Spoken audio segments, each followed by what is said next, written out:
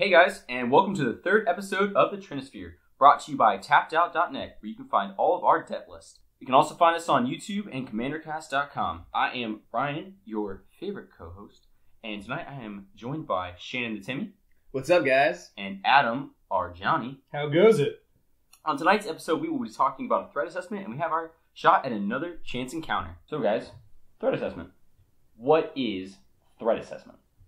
Well, I think threat assessment is kind of like an analysis of all the different threats or all the different cards and events that can prevent you from achieving your goals in a game. It's not necessarily each player and everything they do. You need to kind of like boil down and identify the individual cards and mechanics that can prevent you from like comboing or getting that win. It's not necessarily every single thing is a threat. You have a big pot of people and you're all playing together, and these threats can threaten one player more than the other, so maybe necessarily some card doesn't affect you nearly as bad as it affects another player, so you can kind of downgrade that as a threat assessment.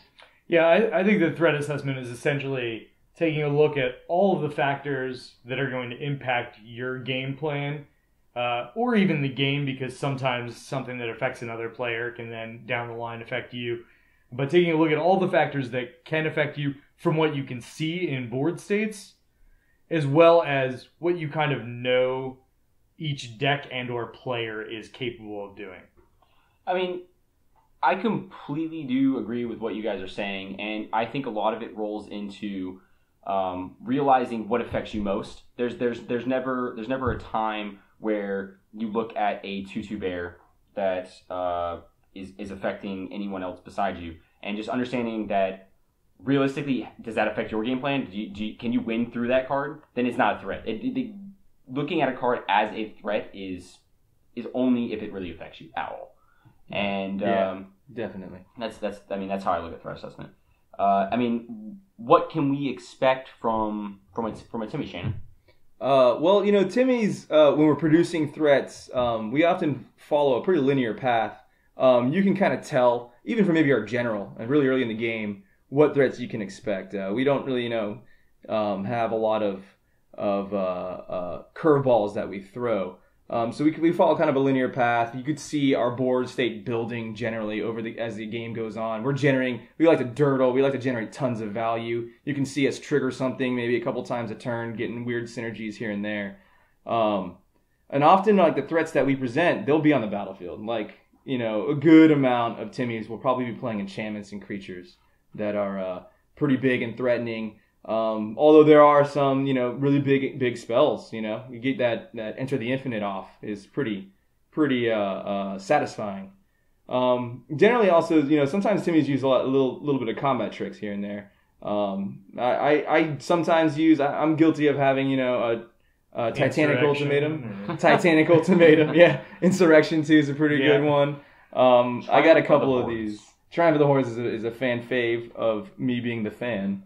And very often in a pod of players, we're kind of like the Timmys are kind of like the most obvious threat, because you can see what we're doing. We're not trying to hide anything. We're flying big. We're like, puffing out our chest, showing you all what our decks can do. And it's kind of in an incremental fashion. It's not that explosive. Sometimes we can produce a lot of threats really quickly, but generally you can see it coming. You see it, and you're watching it happen, and hopefully we're doing it at a rate that you can't handle, or you just don't got that that answer in your hand at the time. But that kind of thing that you're talking about of having that board state and being kind of out there is something that. And we'll talk about mistakes in threat assessment a little bit later in the show, but it's something that can throw a lot of players off. I mean, I remember playing a game against you, and you had a lot of questions about a move that I made of killing your Gisela.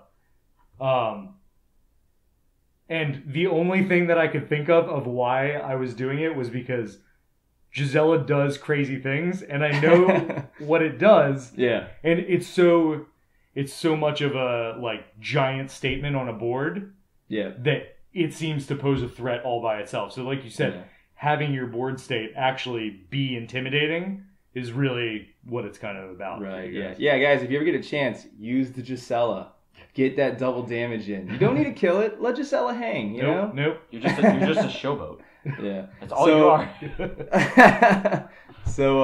So as our Johnny, Adam, what do we expect from threats coming from your way? Yeah, so I think that a lot of times Johnnies tend to fly under the radar. Like, there's a lot of draw-go potential and us just kind of laying back and waiting for our plan to come together. So sometimes it won't be the most obvious thing in the world. Sometimes the riskiest things that you can see a Johnny player doing are tutoring and drawing cards. Because if we're tutoring and drawing cards, then you know we're searching for pieces to throw our game plan together. So we could be just tutoring up 2 pieces for an infinite combo.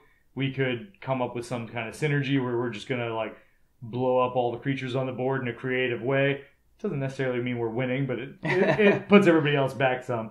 And then something else to look out for is if you know something is a card that has the potential to win, get rid of it. Because potentiality in the case of a Johnny is eventuality.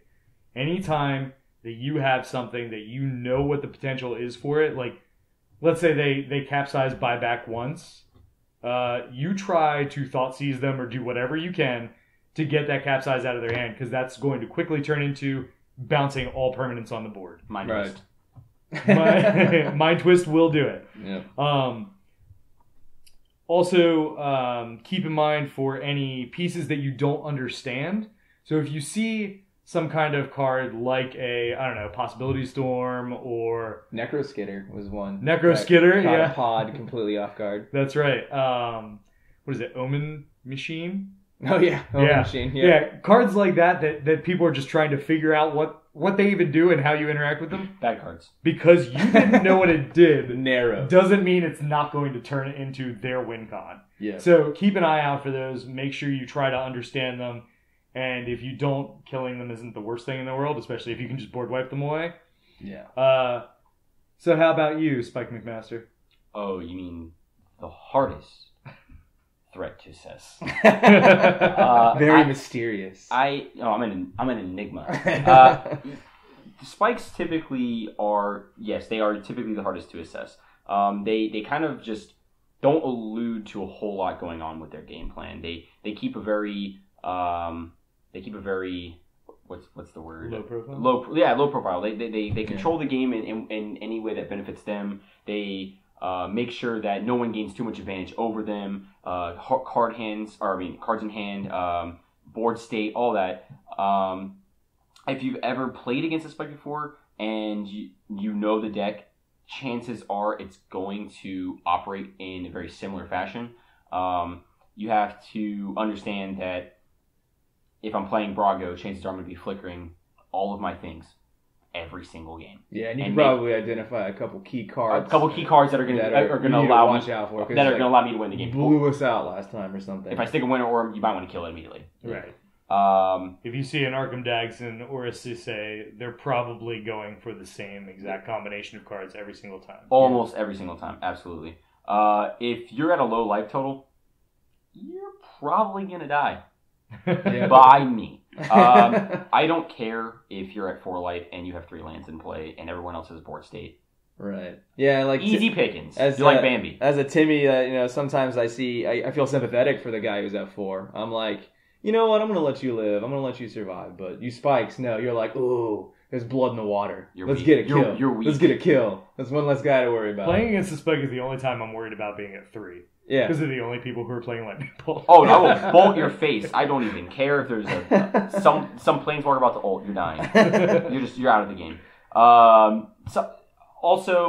Spikes tend to keep a lot of mana untapped on their opponent's turns because playing instant speed spells is typically more efficient for them, and they'll have a lot of disruption and interaction to keep pace with whatever they're trying to do, whether it be counter spells, removal spells, any kind of instant speed interaction is definitely what they're looking to perform. They also often act as the police of the game. They consistently want to prevent anyone from gaining the edge, and they look for windows of opportunity. For instance, if Shannon over here decides to take a huge whack at someone and knocks out all the blockers, and I see a window to flash in some sort of instant speed spell that I can just win on my turn to kill both of them because, Shannon put down his guard with attacking all his creatures, and the defending player got knocked to a low life total and chumped with all his blockers. That's the opportunity that I take to strike. Yeah, I mean, I think one of the interesting things to keep in mind when you have a spike in your pod is don't constantly depend on them to be that police. Because too often you'll be in a pod and somebody will be like, well, do you have a counterspell? And they just look at the spike because you know that person runs counterspells and you're depending on them to be there for you. They can't be your safety net. Yeah, The worst kind of pod is where it's a high density of you got your Timmys and your Johnnies who are effectively trying to goldfish their way into a victory. They're kind of out there doing their own. They're not interacting with everyone else. They're basically just trying to race their way to the win. Whereas the spike is generally the player who is keeping, that guy off the throne. He's making sure that game doesn't end on turn 5 or turn 6 or something with some shenanigans. Another topic for another day would be removal. We all need to run it. We don't run enough of it. Spikes maybe, but the rest of us probably not. Yeah, I don't. I don't know what you guys are talking about. I run plenty of removal on all my decks for that exact purpose. But it is hilarious when I have someone turn to me in a pod and say, do you seriously not have an answer for that? Do you not have the board wipe? And you're like, I'm mono black, you're in green. You want me to kill an artifact? Would you get out of here, man? Yeah. Literally every time. Yeah. Another aspect of assessing or threats and expecting threats, there's a lot of group dynamics that happen too, and a lot of politics that occur. We could do a hour long episode on that, so we're gonna spare you all another lengthy one this time, but that is another topic for another day. But there's a huge factor when it comes to threat assessment. I completely agree. However, I mean, as a Timmy, how do you assess threats personally? Oh, well, for as a Timmy, me assessing threats comes down to analyzing the current state of the game. Maybe I don't look that far ahead because the game changes a lot from turn to turn. So I'm not much for planning too far ahead. Maybe I try and assemble a combo, but generally as a Timmy, I want my impacts to be immediate. I don't try and set up like multi 2 or 3 turn plays. So I'm looking at what's going on immediately right now in the game. I'm also a pretty social player, so I'm actually seeing how the game is affecting everyone else around me. I'm seeing like, oh man, that Blood Moon is pretty brutal. It doesn't affect me that bad, but I see that like Adam is not able to play Magic right now. Who played the Blood Moon? Oh gee, who played the Blood Moon, Mr. Spike? Anyways, so I'm like, maybe this Bane of Progress is a little higher, higher on my list of things to cast this turn. Just because I could potentially have another ally this game to help me, dethrone the king effectively. So I'm always analyzing, how the game is going. I'm also watching, for player banter, people getting angry at each other, poking bears, maybe removing, oh, that guy wronged you last turn. Maybe I'll spot remove that guy so you can get in there. And I was trying to keep an eye on how to win the game in a big way. So really the big threats, and I'm always guilty. I just mentioned that Goldfish is bad, but I'm guilty of that too. Like, I'm looking for the things that are stopping me from kind of like, going wide or going big. Gridlock, another thing that is a huge threat. I want the game to move on. I want to do stuff. I don't like stacks games. So we're going to target and remove stacks cards. So what about situations, so like on the stacks thing, what about the situations that aren't necessarily affecting you particularly negatively, but it's affecting the game state in general negatively, and like the social aspect of it. Right, yeah. So if it's not affecting me, the threat is low, but there is this social aspect to the game that I enjoy, and I enjoy playing Magic. So when other people are unable to play Magic, I'm a lot more sympathetic than I think other profiles. So when there's gridlock in these stacks cards, and they may not be impacting me the worst out of the pod, I may evaluate their threat, just so I could, get some allies out of some people. Maybe get some favors in early that I can cash in later in the game, that kind of thing. And the other big thing for assessing threats is I'm always the anti-king. Like, I want to be the arch nemesis. If someone else is the arch nemesis, I'm working against them. You mentioned somebody's low on life. I see somebody who's at 3 life, and I say, hey, look, dude, I could kill you right now with these creatures, but I'm not going to because we need to kill this other player over here who's assembling the combo wombo. So I need your help, and I know you're in green. I need, I don't have artifact removal for whatever stupid reason. So I need your help. So, let's work together to take down the king. So that's kind of generally how I think me as a Timmy assesses threats. It may not be all Timmys, but that's how I go about it, generally speaking. You're weak. I'm fun. That's broad sweeping statement. I'm sorry. You pick up the weak and say, "Hey, or help me until you're useless." Then I'll kill you.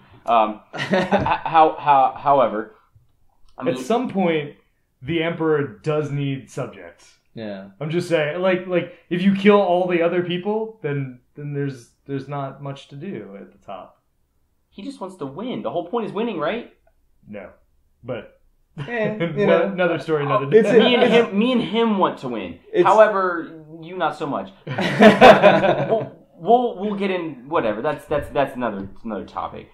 But you, as a Johnny Adam, how do you assess threats? So I tend to look much less at the entire game state and all of the factors because they're so uncontrollable. And as Shannon, you mentioned, the game changes so much from turn to turn. Like when it goes one time around the table, you could be looking at a completely different board state than you were before. Yeah. So it's not helpful to plan with that in mind, in my mind. So I try to concentrate on only the things that are impacting me directly, which sounds very selfish, but it's kind of like that draw go mentality. You are selfish.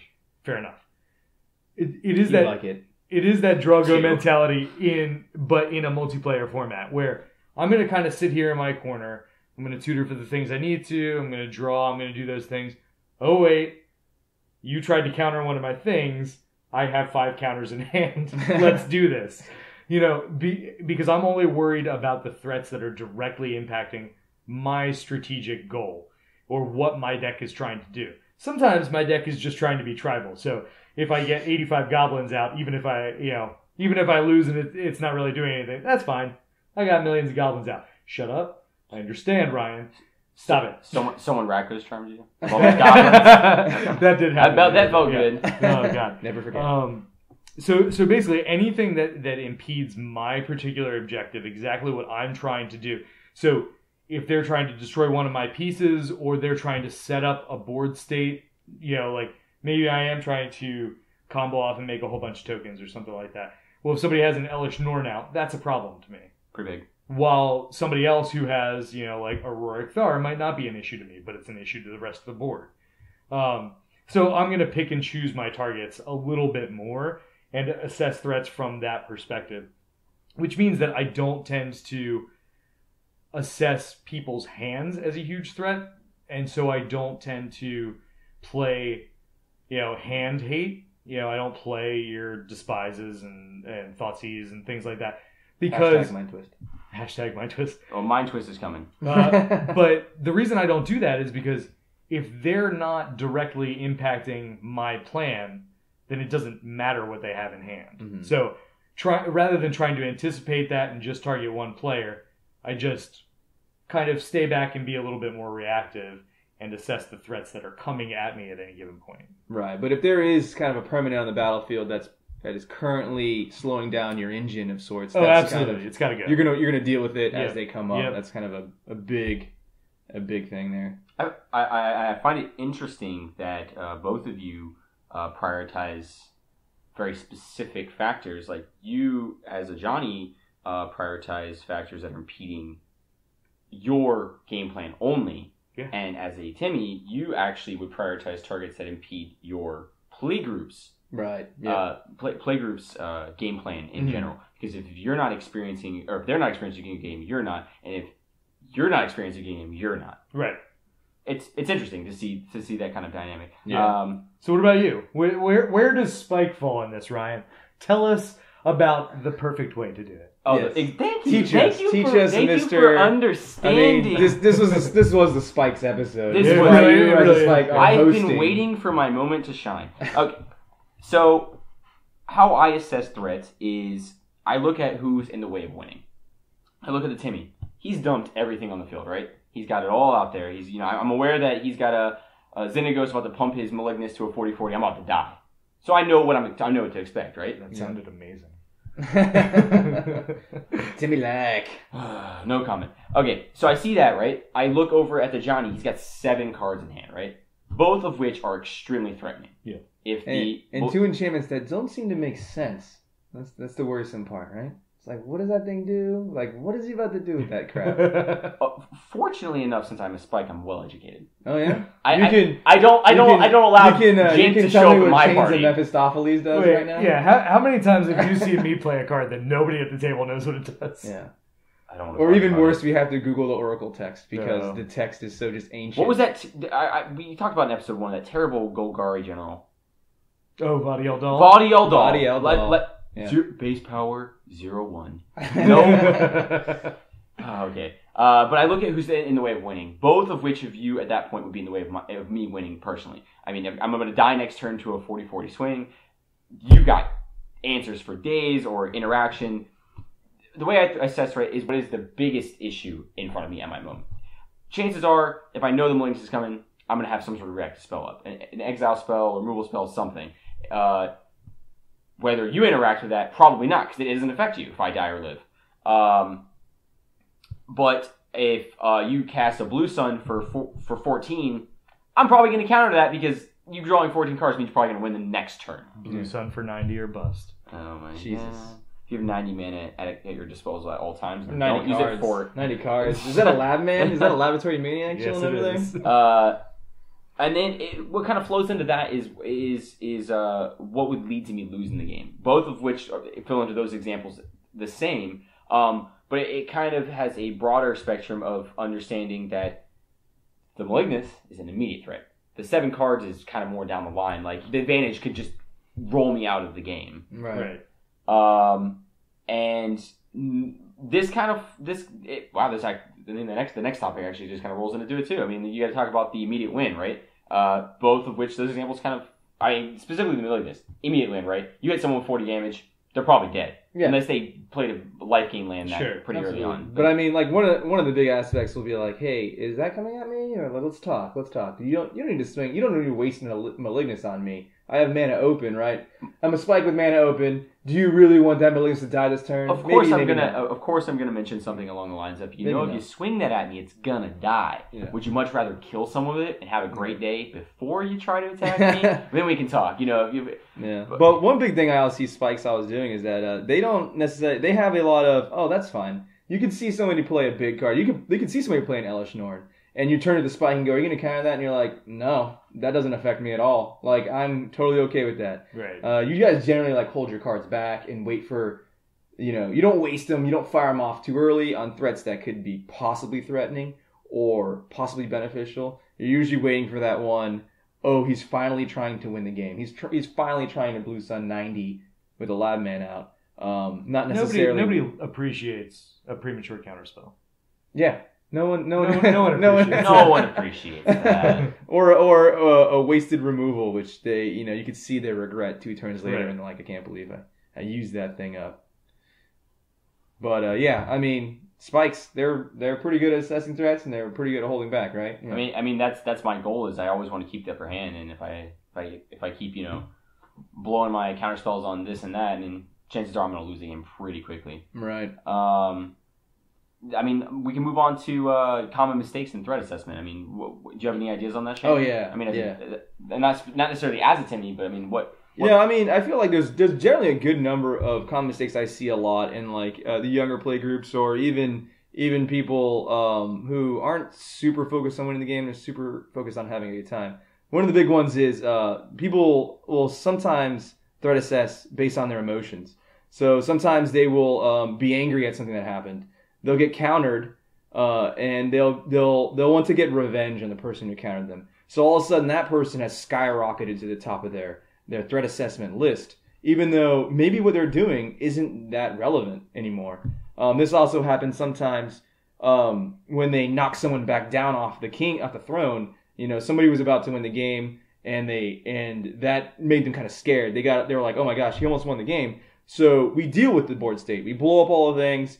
We wreck that person. They're back down. They don't got any cards in hand. They don't got any board state. But people just keep pounding that person, even though he's clearly not going to win the game anymore. That fear kind of like keeps running with those players. So they keep kind of like keep him too high on the threat assessment list, and they're not noticing that the persons that they were just working with are now building up a game-winning board state. Yeah, I mean, I can relate to this from a couple different perspectives. So the first is I've definitely been the subject of what you were just describing as Johnny. You know, people see those potential threats like I was talking about before, which is a legitimate threat, that they see this potential combo piece and they get rid of it. But now I'm the target for the rest of the game because of fear for some reason. Yeah, yeah. Even though I'm now inert. Like, I am not You're affecting the game completely neutered anymore. at this point. They're just like, no, he might do something else, Trixie.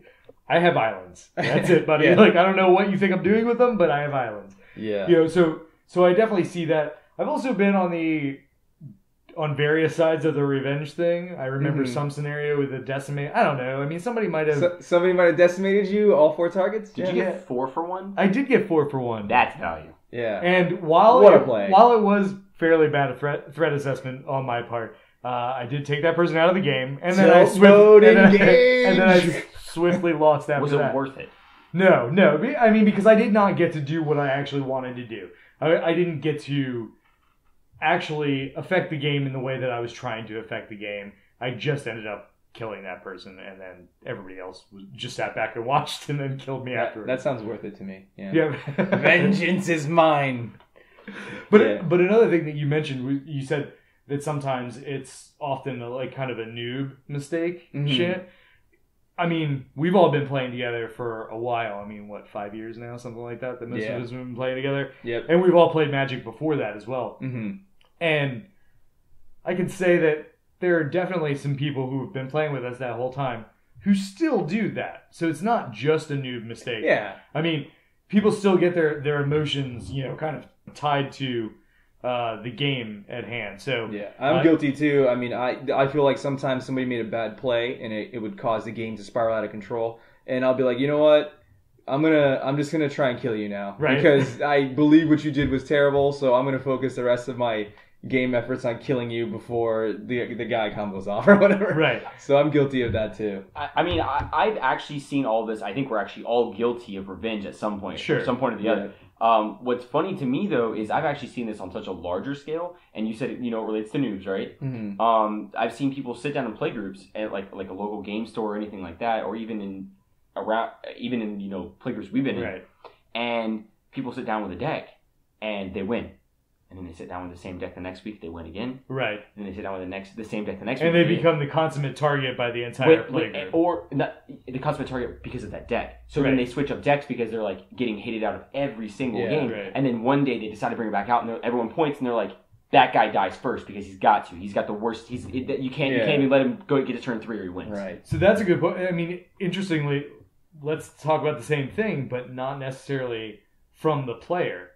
How many people are targets of revenge when they sit down with a Nekasar deck? You've never played with this person before in your life. Yeah. But you have the rage toward Nekasar. Oh, yeah. That you're like, oh, we're taking him out. End of story. It's like, hey, you want to play with us? Okay, cool. We're going to kill you first. Right. Zur the Enchanter. Exactly. Scion the Air Dragon. Like, all these combo decks. But you really shouldn't, because there are a lot of players out there who might be actually trying to do something kind of creative with that deck. Exactly. And it might not actually be the threat that you're treating it as. Right. Yeah. As a spike, I've noticed a lot of overstep on tempo plays. Yeah. People go for the early game disruption for weird reasons. When you're talking about an EDH game of 4-man, 5-man, 2v2s, you got 6 people in a pod technically, and people are disrupting really early on, like taking out a 2-mana threat or like or strip mining their dual land because they think they're not going to hit another land drop. That's value. It's a 1 for 2. Yeah. I know it's not value. It's that kind of hurt a little bit. You don't want to waste your counter spells and your removal spells on these early game plays. You're overextending. You're wasting what could be such a valuable resource in the end game.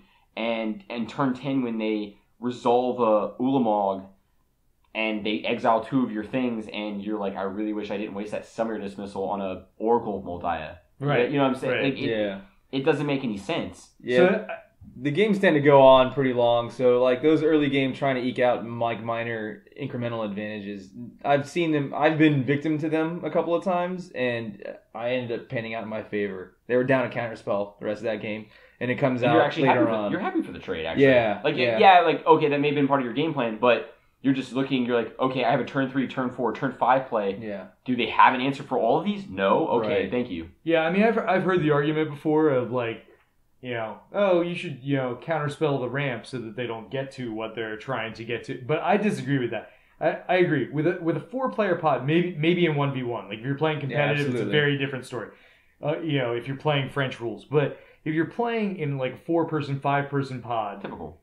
Right, exactly. A normal-sized play group, that's a horrible idea because you're not going to be able to counter everybody's ramp. Yep. So you should concentrate on assessing what it is that they're actually playing from there. Right. That's going to disrupt whatever it is that you're worried about them disrupting and countering those things. Completely because they're agree. eventually going to get up to that amount of mana because you're going to get into turn 9, turn 10. They'll get up there. So save your counters for what they're actually doing.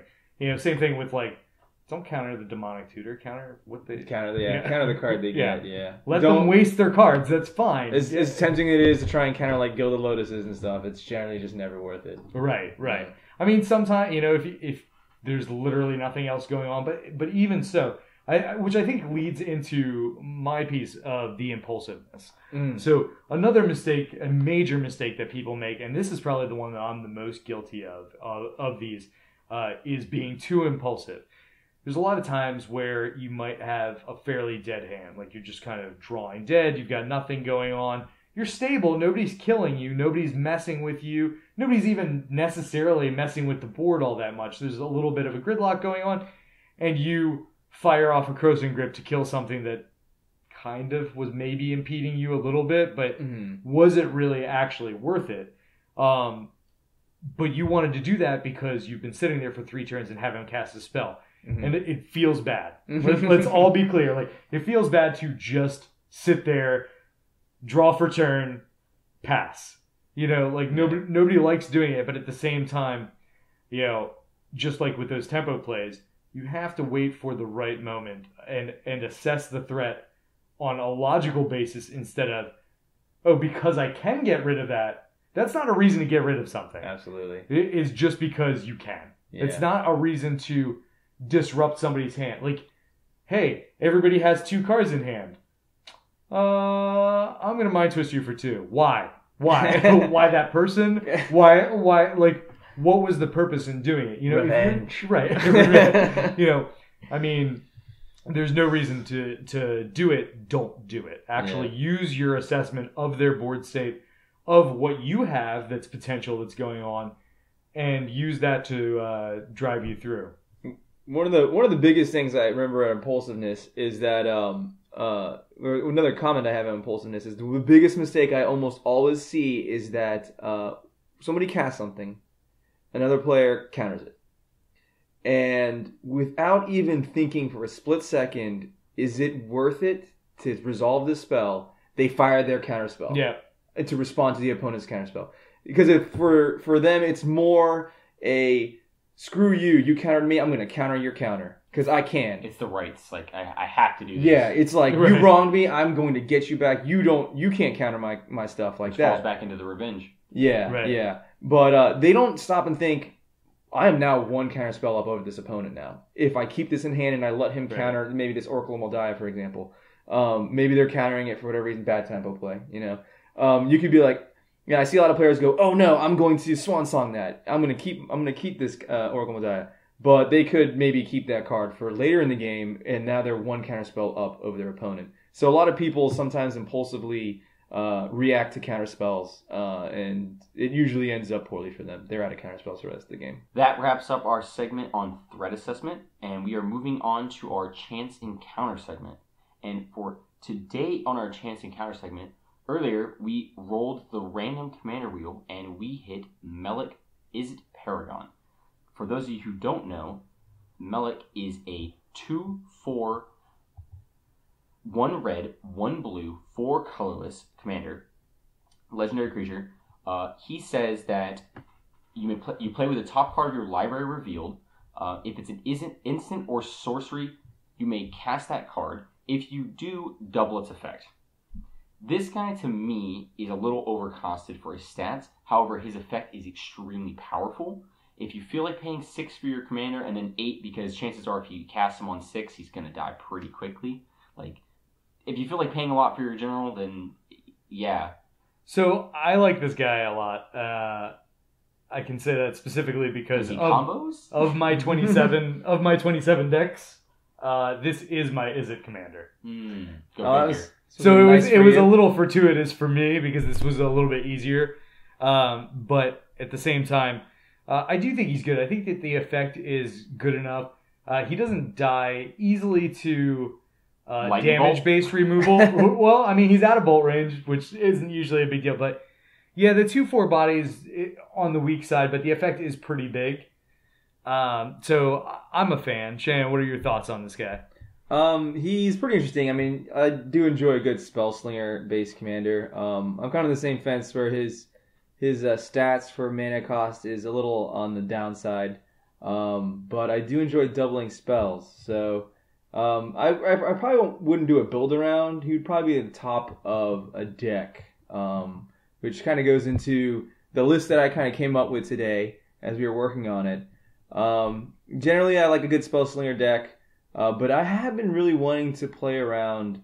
I know this is a pretty degenerate combo, and I spent a lot of this episode talking about how I want everyone to be able to play Magic, but I'm gonna take that back right now and say I'm gonna build a Possibility Storm or Knowledge Pool Arcane Laboratory Lockout. And for those of you not familiar, Arcane Laboratory is a blue enchantment that says players can only play 1 spell per turn. And then Possibility Storm is another enchantment that says when a player were to cast a spell, they instead start revealing cards from the top of their deck until they find another spell of the same type and cast that one instead. Knowledge Pool is another artifact that kind of follows the same suit. It's a little bit different, but all those cards working together, what they'll end up doing is saying that players can't cast spells. My opponents can't cast spells anymore in this game. They'll try and cast them. Sound like you. I've been wanting to do this for a while. I haven't seen anyone do it. Now, granted, this will be around a normal, fun chaos shell.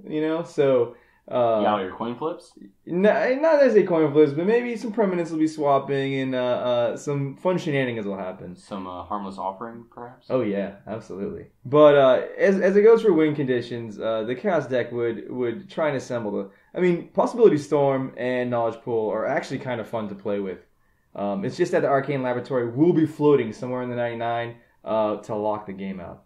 Yeah, I playing against Possibility Storm isn't the worst. Yeah. The lockout part sounds pretty bad, but yeah, Possibility Storm itself is not that bad. Right. Yeah. I remember one of our other people in our pod played it, and I was playing walkers at the time. And it was actually kind of fun to see if you can turn a mediocre walker into like a nickel bolus or something like that. I like how you go directly to a mediocre walker to nickel bolus. Oh yeah, baby. Yeah, from Tybalt to nickel bolus. That's what's gonna happen. Oh, that would be right? the dream, right? You play Tybalt? No, I don't play Tybalt. Thank God. Also, along the same lines of playing like a brutally hateful deck, I would also run Hivemind and some Pacts. Now this I can't condone. I simply can't. Now, I have to say that's a pretty big win. Yeah, this one, Hivemind is not a lot of fun to play. Unlike Possibility Storm and Knowledge Pool, which can lead to some fun games, Hivemind generally leads to the game ending very quickly. Not nearly as bad as Eye of the Storm. But so Hivemind is an enchantment that says whenever a player casts a spell, I believe it's instant or sorcery, each other player copies and casts that spell and chooses new targets for it. And then if you're not familiar with the Pacts are 0 mana spells. I have a blue one and a red one, obviously. The blue one is a 0 mana counterspell, and the red one is a 0 mana 4/4 creature. It makes a 4/4 creature token. But each of the Pacts has a clause that says if the player does not pay a certain amount of mana on their upkeep, they immediately lose the game. So the idea being here that if you Pact of Negation with a Hivemind out, everyone else has to cast Pact of Negation and choose new targets for that. And if their spells are to resolve, that means they now have a clause that says they lose their game on their upkeep unless they pay a certain amount of mana. And if they don't play blue, they're not going to be able to pay the Pact of Negation's losing game upkeep cost. And the same goes for the Pact of the Titan. If they don't have red, they're not going to be able to pay the red's losing game upkeep cost. So that's kind of a jerkish play on my part, but I haven't seen this done in our play group, and I'm feeling kind of saucy. So yeah, that's kind of how I would build Melek. Like I said, doesn't even really use Melek that much. Some of the chaos spells would leverage his second cast ability, but I'm really looking for this fun shenanigans-y way to just shut the game down. So, what do you think, Adam? How would you go? Oh, I guess you already have this list basically built, you lucky son of a gun. So, how are you gonna go? How does your list go? So I leveraged part of my list, but I kind of went a little bit deeper on one direction that list does, and I kind of went with a mill deck, which is weird for Izzet.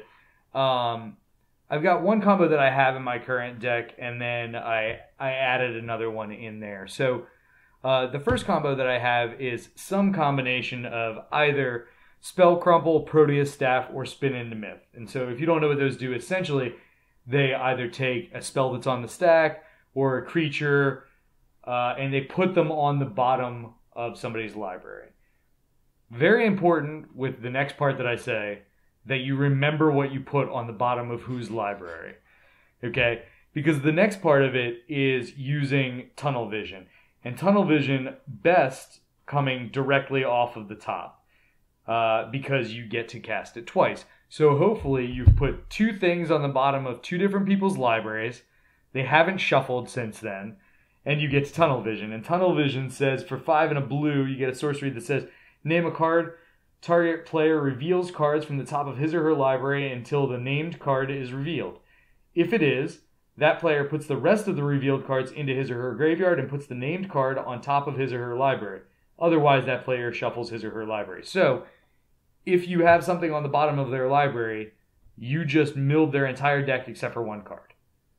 So, if you can do that to two people because you're doubling it up with Melek, you are golden. You're potentially taking two players out of the game, which is sweet. I have done it before. It's fun. You've gotten two players. I have gotten two players in a pod before, yeah. Wow, nice. That sounds really, really cute, Adam. It is, and it's super fun, and I loved every second of it. Nice. The other combo that I put in there to mill, and there's a whole bunch of other mill cards that I have in there. Like, please don't have Keening Stones in there. There's no Keening Stone in there. No. But there's like Sphinx's Tutelage and things that are just like value mill cards. That's fine. But the next one is Alter the Brood, Deadeye Navigator, and Cloud of Faeries. And Kron, right? Well, I mean, he's in it, right? Yeah. But the idea here is that, and so for anybody who tells you that Deadeye isn't a good option for banning, I don't know what they're thinking. But Alter the Brood is basically whenever you have something enter the battlefield, it mills players. Mm-hmm. Deadeye is a 5/5 for 6 that you can soul bond to another creature, and you can pay 2 to either flicker it or the creature that it's soul bonded to. Right. And then Cloud of Faeries is a 1/1 flyer for 2 that untaps 2 lands when it enters the battlefield. So basically, you use the Cloud of Faeries to untap 2 lands so that you can flicker it, so that it comes back, so that you can untap 2 lands to flicker it infinite times, and then the Altar of the Brood does the rest of the work and mills everybody. So, like I said, other than that, I mean, whole bunch of little like incremental advantage cards, even things like Brainstorm and stuff like that. The important part, because I'm going pretty deep on the Melek plan, is being able to manipulate the top of your library and get things back from your graveyard so that you can tunnel vision again and again. So I have a lot of, I have Scroll Rack in there, Sensei's Divining Top, Call to Mind, things like that, Volcanic Visions, so that I can keep getting stuff back from my graveyard and recycling it. So, Spiky. Yes, dear. What is it that you built? Only the best Melek build. I mean, let's be honest. This guy lets you copy your spells. If I had to pay 6 mana for a general, at least he does something mildly cool. So I went ahead and took this in the direction of a Storm build. That may seem a little generic, but let's be honest, he does it best.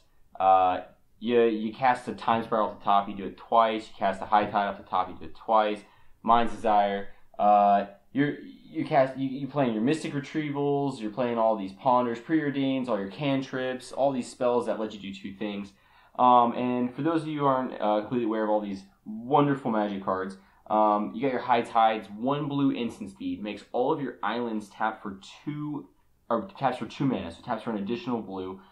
Time Spiral specifically says everyone shuffles their graveyards and their hands into the library and then draw 7 cards, but you untap 6 lands, and the spell costs 6, so it's a free spell. And what Storm likes to do is cast a lot of free spells. That way, it's always accruing value. So you wouldn't play Treachery per se because it's an enchantment, so you can't cast it twice.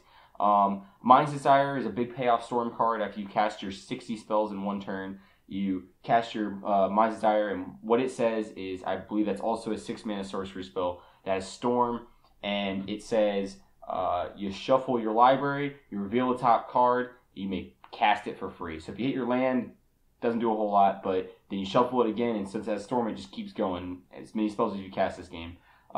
Someone might even go as far as playing Grape Shot, because you might kill at least one person whether you cast 40 spells in a turn. Then you got your Empty the Warrens. Ooh, that's nice. Empty the Warrens, 4 mana, add 2... or 4 mana sorcery, you get 2 goblins with Storm. So, you cast 40 spells, you got 80 goblins. Then some, one of the biggest payoff spells from Storm is Past in Flames. So yeah. They also have like Ignite Memories. I see some people play those. I was talking about Ignite Memories earlier today, and it's too loose. No? Yeah, you hit someone with 2 cards in hand, and they have 2 lands, and you just lose. You just spent 40 spells on nothing. Yeah. Maybe you start. Where's this 40 spells coming from? What do you? 40 spells. He plans on storming real. I was gonna say this is the hardest storm I've ever seen. I'm copying spells, sir. Do you run Aether Flux Reservoir in there now? Seems reasonable. Yeah, that's like a new storm. You end up gaining. And you storm off on a turn, you end up gaining like a million life, and you just start 50ing people. You know the best thing to do with Aether Flux Reservoir? What's that? Killing one of their creatures. Just I don't even need to kill you. Put them on notice. Are you sending a message? Yeah. Be like, I'm going to 50 or one. It's funny. Funny, haha. Yeah. Like, ha, ha, ha. Yeah. No, not quite. But yeah, if you guys don't have anything to add, I think that wraps up our Chance Encounter for tonight. Yeah. I mean, you'll be able to find our decks on Tapped Out for all of these wonderful builds that we've come up with. I'm sure that you're going to be mostly interested in mine, the Johnny one, because it's super fun and creative. If you waste your time on that deck list, I'm sorry, your eyes are probably burning. If you guys enjoy having everyone watch you play Magic, look for the Timmy Arcane Laboratory Lockout. Don't do that either. All right, since you guys all know we love my deck list the best, let's move on to our outro for tonight. Thanks for listening, guys, and a huge thanks to our sponsor, TappedOut.net. Find all of our deck lists on Tapped Out along with a fantastic Magic community. Find us on the web at thetrinisphere.com, and you can find us on Facebook or Twitter. Adam the Johnny can be found on Twitter at Squire9999 and Tapped Out as Squire1. Ryan the Spike can be found on Twitter at Snapmaster and Tapped Out. I'm Ryan Reese. Shannon the Timmy can be found on Twitter and Tapped Out as Nikki Bolus. On YouTube, share, like, and subscribe. Click the bell icon to get notifications for the new episode. Be sure to tune in on our next episode for group dynamics and politics. Stay winning, my friends.